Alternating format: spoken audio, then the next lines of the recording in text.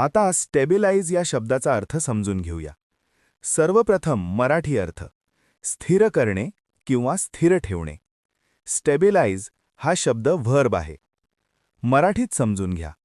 Stabilise म्हणजे एखादी गोष्ट स्थिर करणे, हलने थांबवणे किंवा परिस्थिती स्थिर ठेवणे. अर्थव्यवस्था, मन, वस्तू, सरकार, किंमत इत्यादी स्थिर ठेवण्यासाठी हा शब्द वापरला जातो. English meaning to make something stable और स्टेडी. आता सिनोनिम्स पाहूया. स्टेडी, बॅलन्स, सिक्युअर हे शब्द स्थिर करणे किंवा हलू न देणे दर्शवतात.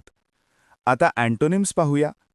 डिस्टेबिलाइज, डिस्टर्ब, शेक हे शब्द अस्थिर करणे किंवा हलवणे दर्शवतात. आता उदाहरणे पाहूया.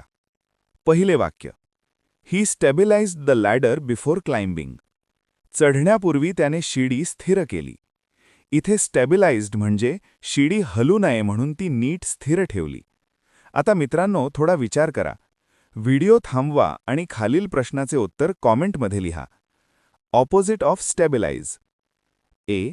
Balance, B. Secure, C. Destabilize, D. Steady. तुम्हाला इंग्रजी मोफत आणि सोप्या पद्धतीने सुधारायचे आहे का?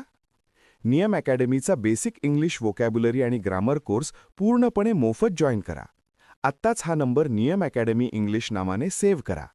9270275060.